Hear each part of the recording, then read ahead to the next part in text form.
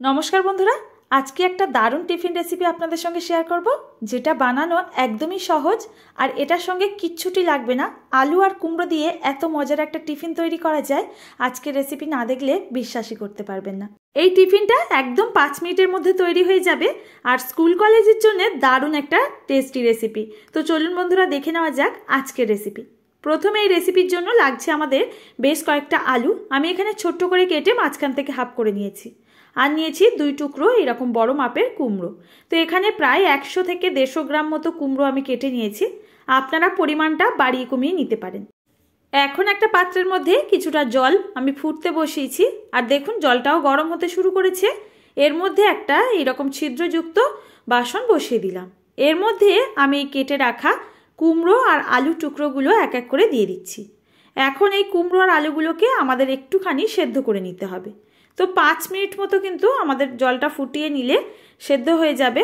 এখন ঢাকাটাকে বন্ধ করে আমি 5 মিনিট অপেক্ষা করব। ফিরে আসলাম বন্ধুরা 5 মিনিট পর। এখন এটাকে চেক করে নিচ্ছি পুরোপুরি ভালোভাবে সেদ্ধ হয়েছে কিনা। আর দেখুন কুমড়ো আলু খুব সুন্দরভাবে কিন্তু সেদ্ধ হয়ে গেছে। জল দিয়ে এগুলো সেদ্ধ করতে যাবেন না, তাহলে রেসিপি বানাতে অনেকটা সমস্যা হয়। তো দেখুন সমস্ত উপকরণগুলো আমি এখন তুলে নিয়েছি আর এটাকে ওই 5 মিনিটের মতো ঠান্ডা করে নিয়েছি। এখন এই আলু আর কুমড়ো একটু ভালো করে ম্যাশ করে নিতে হবে। এই সময় বন্ধুরা বলে রাখি আমি এখানে আমার পছন্দসই মিষ্টি কুমড়ো আর আলু দিয়ে করছি রেসিপিটা। আপনারা যদি চান এখানে কিন্তু গাজরের ব্যবহার করতে পারেন, আবার রাঙা আলুও সেদ্ধ করে দিয়ে দিতে পারেন, তাতেও খেতে দুর্দান্ত হয় রেসিপি। তো দেখুন এখন আলু আর কুমড়ো খুব ভালো মতো আমি ম্যাশ করে নিয়েছি। এই রেসিপিটা তৈরির জন্য এখানে আরও কিছু উপকরণ অ্যাড করব। দিয়ে দিচ্ছি হাফ টিস্পুন মতো লবণ, স্বাদ বুঝে দিয়ে দেবেন। আর দিয়ে দিচ্ছি 1 টিস্পুন চিনি। সামান্য একটু মিষ্টি মিষ্টি হলে রেসিপিটা খেতে ভীষণ ভালো হবে। একই সাথে অ্যাড করব 1 বাটি আটা। এখানে আমি সাদা আটা ব্যবহার করেছি, আপনারা যদি চান ময়দা কিংবা লাল আটাও দিতে পারেন। আর দিয়ে দিচ্ছি 2 টেবিল স্পুন এখানে গুঁড়ো দুধ। এই গুঁড়ো দুধের পরিমাণটা আপনারা যদি চান একটু বাড়িয়ে দিতে পারেন, কিন্তু কম করা যাবে না। আমার কাছে ছিল না তাই একটু কমিয়ে দিয়েছি। তো এখানে দেখুন এই সমস্ত উপকরণ এখন খুব ভালো করে কিন্তু মেখে নিতে হবে আর একটা সফট ডো আমাদের তৈরি করে নিতে হবে। আর দেখবেন এখানে মাখার সময় কোনো রকম জল বা দুধ কিছুই ব্যবহার করতে হবে না।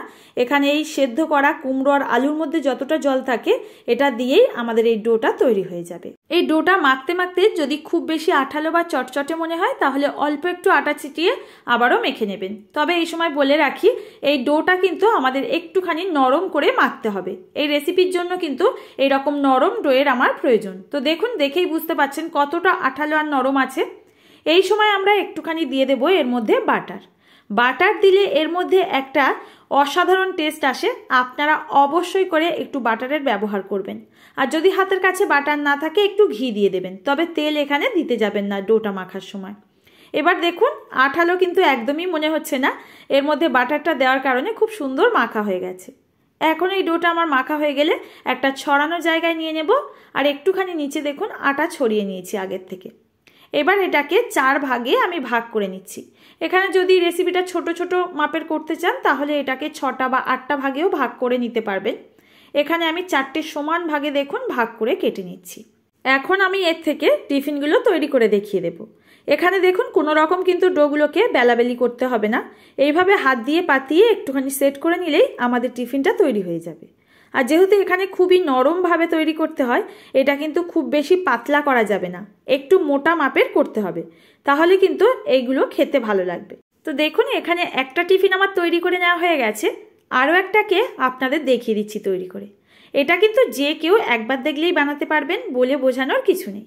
বন্ধুরা আজকে রেসিপি যদি ভালো লাগে অবশ্যই ফ্রেন্ড ও ফ্যামিলির কাছে রেসিপিটি শেয়ার করার জন্য অনুরোধ রইল। তো দেখুন বন্ধুরা এখানে আমার সমস্ত জলখাবারগুলো তৈরি করে নেওয়া হয়ে গেলে এগুলোকে এখন ভেজে নিতে হবে। একটা ফ্রাইং প্যানে সামান্য একটু সানফ্লাওয়ার অয়েল আমি গরম করে নিচ্ছি। এখানে সর্ষের তেল বাদে যে কোনো তেলেই ভাজতে পারবেন।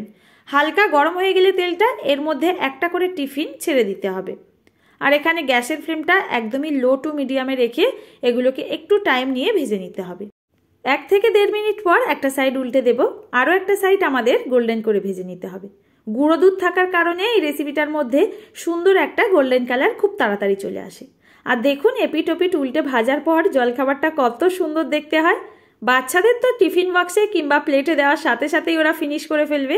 আর যেহেতু এখন শীতকাল চলছে, এর ওপরে একটুখানি মধু লাগিয়ে দিতে পারেন। খেতে কিন্তু দুর্দান্ত লাগবে, তবে সসের সঙ্গে একদমই ভালো লাগবে না, আগের থেকে বলে রাখি। যেহেতু আলু আর মিষ্টি কুমড়ো আছে, তার সাথে গুঁড়ো দুধ আর সামান্য একটু চিনি থাকার কারণে একটু মিষ্টি মিষ্টি হয় এই টিফিনটা খেতে। আর দেখুন, একটা ব্যাচ আমার ভেজে নেওয়া হয়ে গেছে, আরও একটা ব্যাচ আমার ভাজতে বাকি আছে, সেগুলো একইভাবে তেলে আমি দিয়ে দিলাম। আর এপিট ওপিট উল্টে টাইম নিয়ে ভেজে তুলে নেব।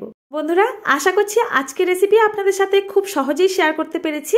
দেখে যদি ভালো লাগে রেসিপিটি, নতুন বন্ধুরা কেউ এসে থাকলে চ্যানেলটি সাবস্ক্রাইব করে নেওয়ার জন্য অনুরোধ রইল।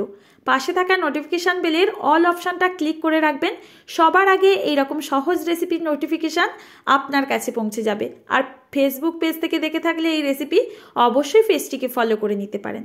এখন সমস্ত জলখাবারগুলো আমার ভেজে তুলে নেওয়া হয়ে গেছে, আর কতটা লোভনীয় দেখতে হয়েছে দেখুন।